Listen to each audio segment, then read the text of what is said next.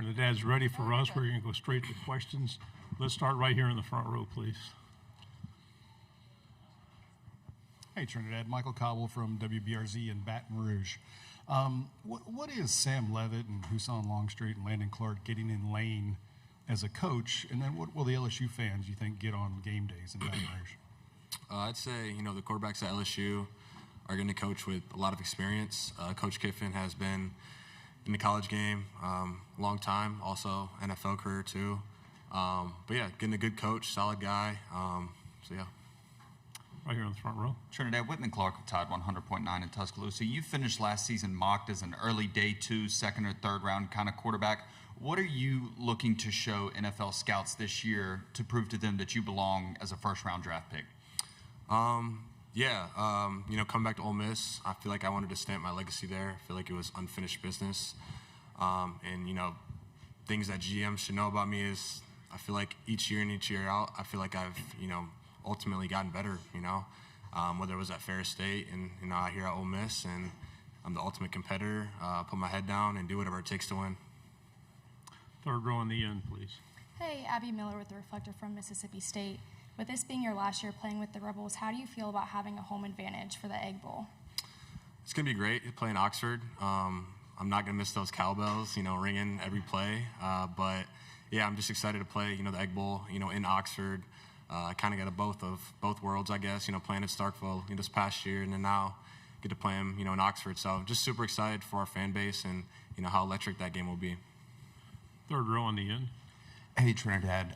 When you saw the news of Clemson coach Dabo Swinney accusing Ole Miss of tampering, what was your reaction?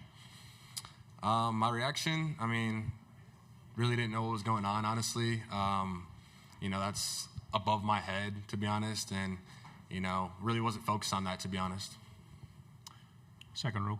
Justin Patrick, Fox Sports Radio out of Pensacola, Florida. Trinidad, when you were going through this legal battle, what was the lowest point for you like? What was going through your head mentally if maybe not, you weren't going to be able to play at Ole Miss again? What was that like for you?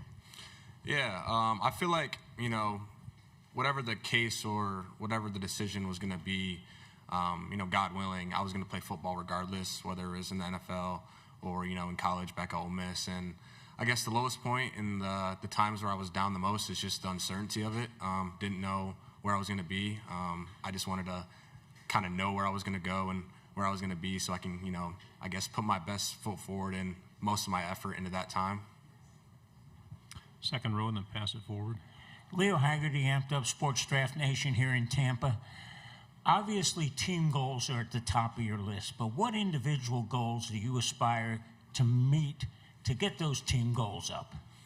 Yeah, I feel like, individual success and the awards that come with it are only based off like how good your team is and how far your team goes in the playoffs and the accomplishments that your team makes.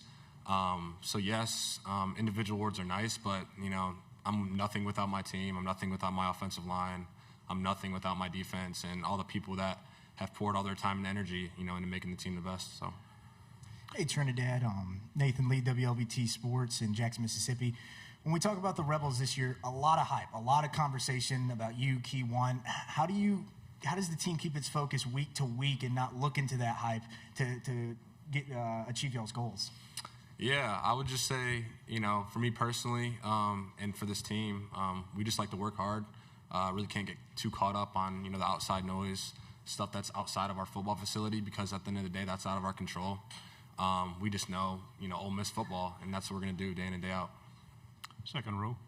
During the coaching change, how'd the locker room and then how did you guys, kind of go through that together? Like, what did that do to make you guys stronger heading into this season, especially with the new coach and Pete Golding?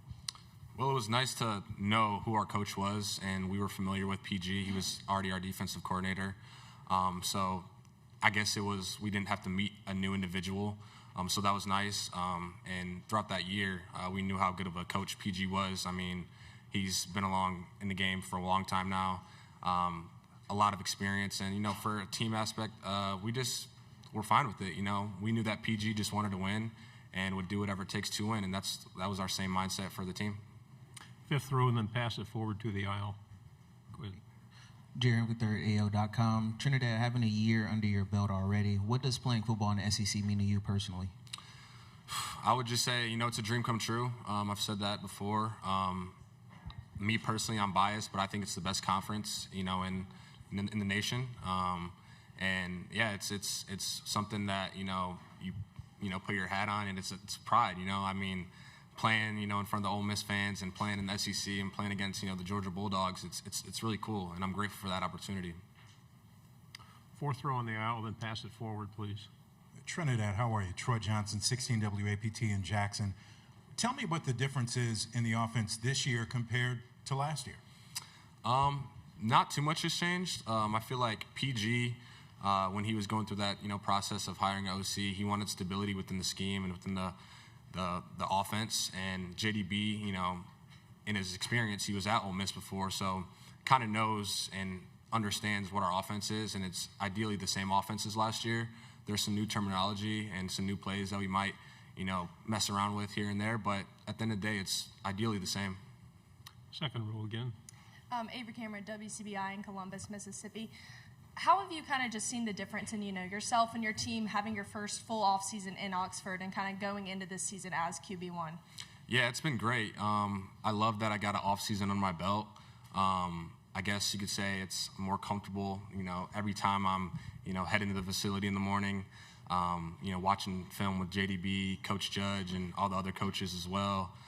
So that was good to, I guess, create that bond with, the new transfers and new guys that we got. And it was great to have a great offseason. On the aisle, then pass it forward 2 rows. Trinidad, good to see you again. David Edelstein, sports director at WJTV, CBS 12 in Jackson, Mississippi.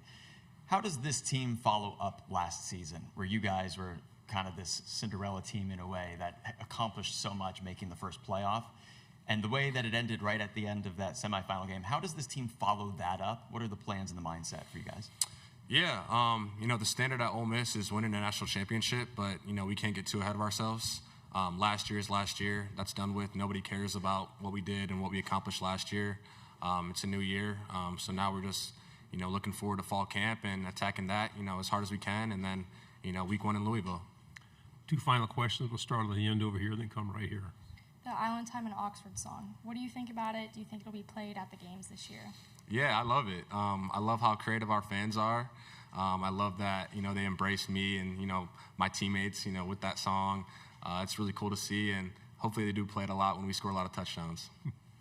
Final question here. Your former head coach last year, obviously an offensive-minded guy. Pete Golding was a defensive coordinator, so naturally he's a defensive-minded guy.